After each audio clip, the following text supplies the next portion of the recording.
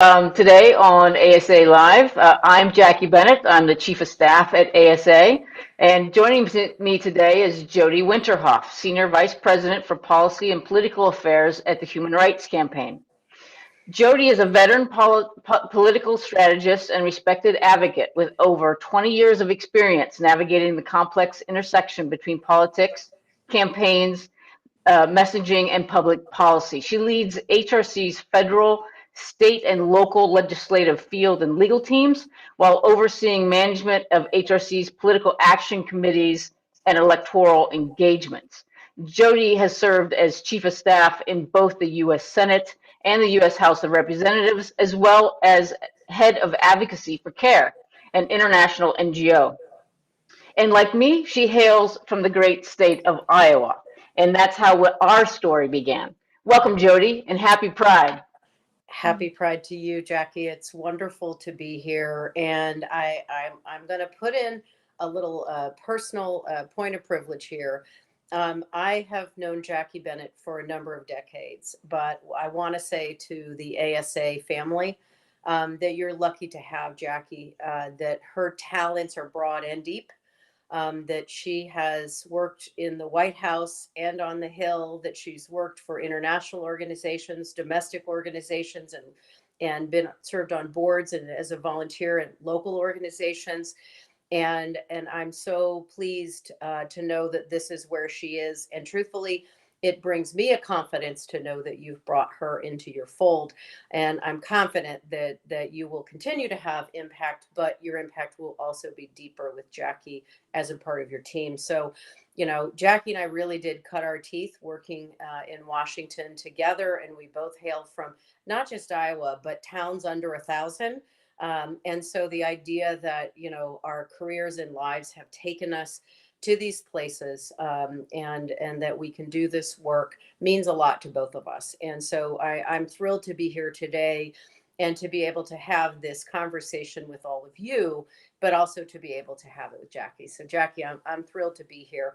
As Jacki said, my name's JoDee Winterhof. I'm the Senior Vice President for Policy and Political Affairs at the Human Rights Campaign.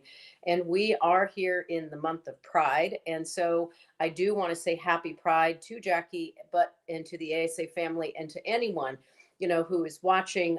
Pride began as a protest, and it was a protest that brought in voices of Black and brown, transgender and non-binary women, particularly, who wanted to be visible in the world and be able to live their day-to-day lives. And I do think that is an amazing, history for us to recall and remember at this time, and to also build on. And so as we think about celebrating Pride and we have this dialogue about, the state of rights for the LGBTQ community in this country, the timing couldn't be better. The possibilities couldn't be better.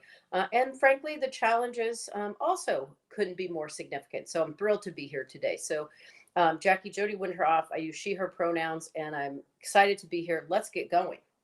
Excellent. Let's get going, JoDee. I'm excited about this afternoon. Before we get started, I want to remind our audience and listeners to put questions or comments that you might have during the course of our conversation right into the chat. We're going to try and get to as many of those as we possibly can in the 15-20 minutes that we have. So please, we encourage you to do that. So JoDee, let's begin with the landscape of the LGBTQ rights in this country, perhaps particularly for older LGBTQ Americans. Set the picture for us, JoDee. Sure. And let me just, give the broad perspective, and then I'll kind of hone in particularly on older Americans. So, as we think about what's the state of rights in this country, the fundamental challenge is this. And I'm going to describe it as a road trip because I don't know, it's summertime and I like a road trip. And so I'm going to describe it that way. So, the challenge in our country right now for LGBTQ protections is that you could travel from, say, Maine to Florida, and along the way, depending upon where you stop to get gas, where you stop to stay, let's say that the purpose of the road trip was to have a job interview in a particular city.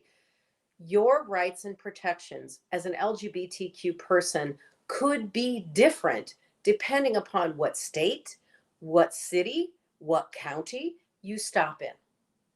And so, as we think about that, that's not how we normally think about traveling in our country or normally think about how rights and protections are currently. So, there is sort of a gap, if you will, of people knowing that LGBTQ people do not have consistent protections across this country. So, it is a patchwork of protections. And I'll go even deeper as an example. Let's say you're traveling, let's say you're living in Texas. If you're living in the city of Dallas, you have protections in the city of Dallas. They have them, they've passed them, they've had them on the books for a long time. Let's say that you work for a company that protects their employees and offers a full Penelope, yes, of benefits for LGBTQ employees and their families. And so you have protections at work. But let's say your commute to work in the state of Texas takes you outside the city of Dallas, and the company's location is outside of a city that does have these protections. The state of Texas does not have LGBTQ protections on the books. So if you go out over your lunch hour to buy some clothes because you're going away for the weekend, or you have, you have a party, it's like you may not have protections in that store. If you go to, get credit at a bank, you may not have protections. They could turn down your credit. And so, as we think about these things, we have a patchwork of protections across this country. How might that play out for older Americans? When you go to access the healthcare system, I'm not just talking about, we've certainly heard the stories of, does your spouse or partner have access to you when you need care, and can they be with you in recovery, etc. But you as an individual, and if you're an older LGBTQ person, do you have protections when you go to access the healthcare system? It could be that there are not protections for transgender people in a particular place. Maybe there are other protections, but we want folks to have federal protections that are consistent across all locations. And I think one of the other examples too, Jackie, is, when you go to decide where you're going to retire, or you decide, how do you want to access, the support systems and networks as you age. And so, are you looking at an assisted living facility that would be supportive of you as an LGBTQ person? Are you looking at, nursing care facilities that would allow a couple to be together in some form if they're LGBTQ? And so, there are lots of questions that abound around these things, and it is worth you checking out and understanding what types of protections there are for LGBTQ people. So that's kind of the landscape, Jackie. Hopefully that covered enough in terms of what you were thinking. Absolutely, JoDee. And then that brings us to the Equality Act. Can you go a bit into the backstory on this piece of important Sure. legislation for us? Sure.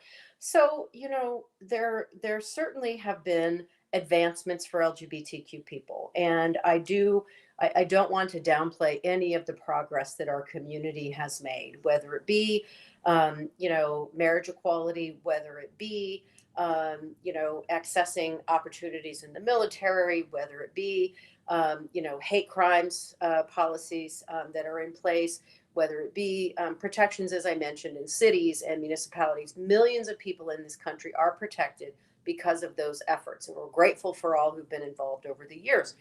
But we're at a point where we have marriage equality, but we don't have full legal equality that's enshrined into law for employment, housing, education, credit, jury service, and a lot of other pieces that would be connected to legal equality. And so the idea is we should have consistent protections across this country that are enshrined into federal law. And so the Equality Act, as Jackie mentions, is a comprehensive civil rights bill for the LGBTQ community. It would insert the LGBTQ people into the Civil Rights Act and have protections similar to race and sex that are in other titles, religious practice, etc. And so, as we think about, the Civil Rights Act of 1964 obviously was a landmark piece of legislation, and our community would like to see that same advancement for the LGBTQ community. And so That's basically the landscape. Is we have inconsistent protections. The Equality Act would make those protections consistent, in those areas, and give people recourse, right? So let's say now you do face discrimination, you might have state or local recourse, but this would give people the full spectrum of federal recourse as well. Very good. Yeah, thank you, JoDee, for that. I think both your and I's background in Senator Harkin's office, where we both got our start, leads us to know that the importance of listening to constituents and the importance and the strength of grassroots efforts. And I know that HRC is very much grounded on the ground in state as well as on the federal level. We talk a little bit about the importance of grassroots advocacy, education, in order to move the Equality Act forward.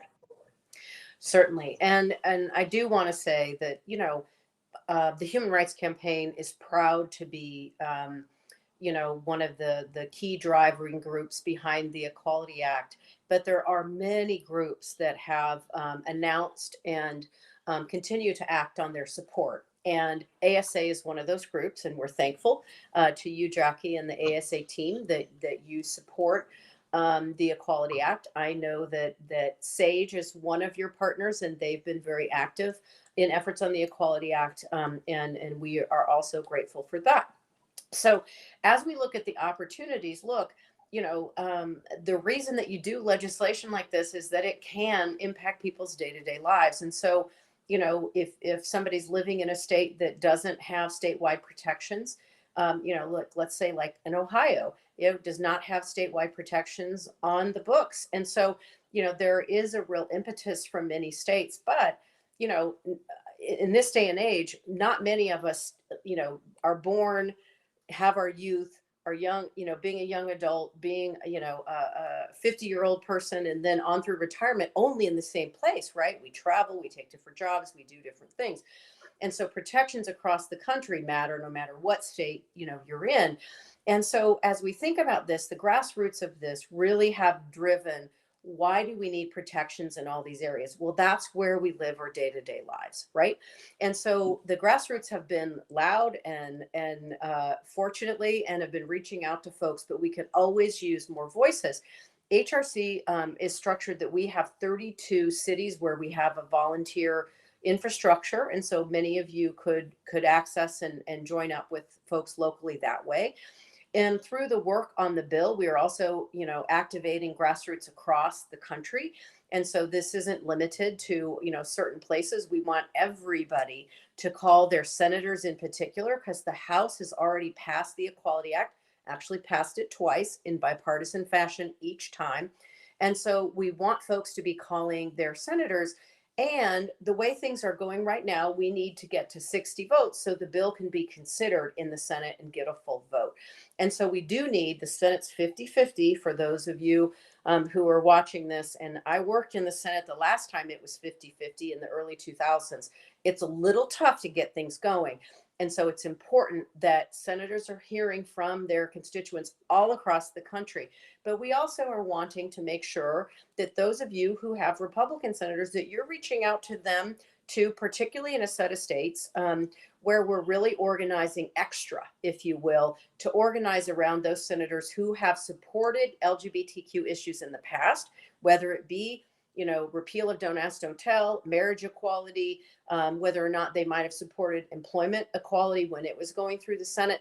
But, there is a time right now for all of us to be engaged. And so I definitely would encourage that. And the last thing I want to say about grassroots involvement, it's calls, it's writing letters, but one of the most important things you can do is to tell a member of Congress why it's important to you.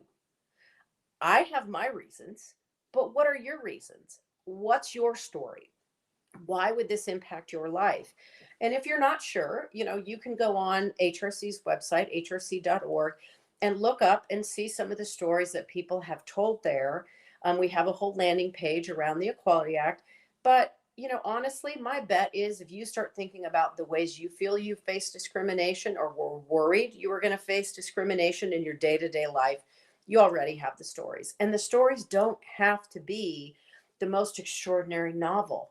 They can be simple stories. They can also be stories of people who are not just LGBTQ. Many of the folks who support and take actions on the Equality Act are allies, and we're very grateful for you too. And so, as you think about the reasons as an ally, maybe it is that you have a son or daughter who's openly LGBTQ.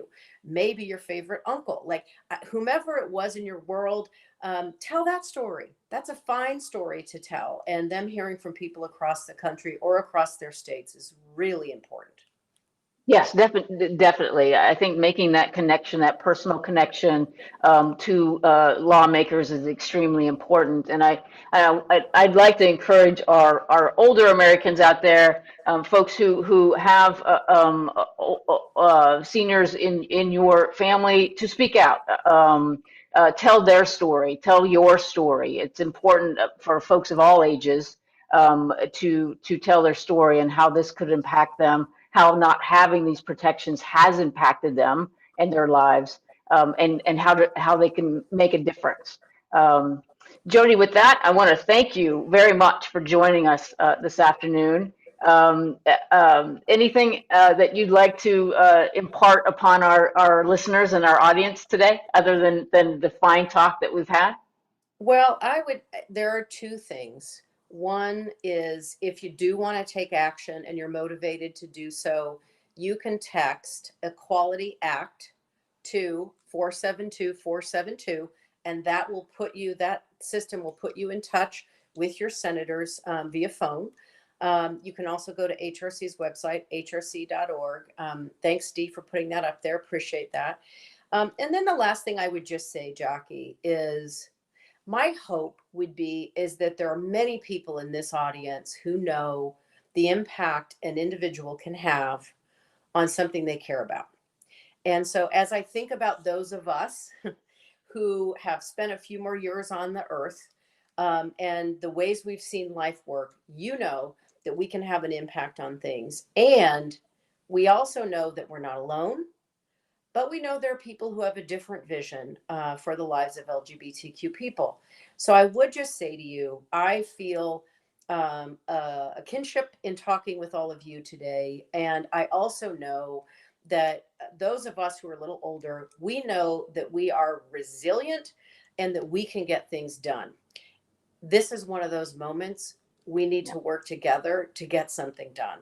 It's not going to get through the United States Senate in this moment in time in our history without a little more roll up the sleeves, elbow grease, work, and hearing from folks. And the last thing I'm going to say to you is don't assume somebody else is going to tell your story. Tell your story. Tell your story as an ally. And, look, I admire the work ASA has done. And I'm also appreciative of this opportunity. And so I thank, Jacki, all of you in the ASA team. You've been spectacular to work with. I look forward to the next time we work on something together. So this has been great. And make those calls and tell your story. And thanks for having me. It's been a great afternoon. Thanks, everybody. And thank you, JoDee, for spending time with us this afternoon. To our audience and listeners out there, I hope you found today's ASA Live meaningful, and I hope it spurs you to get engaged in our process in this country, whatever that might mean for you. Tell your story, and have a great, wonderful rest of your day. Thanks, everyone. Happy Pride.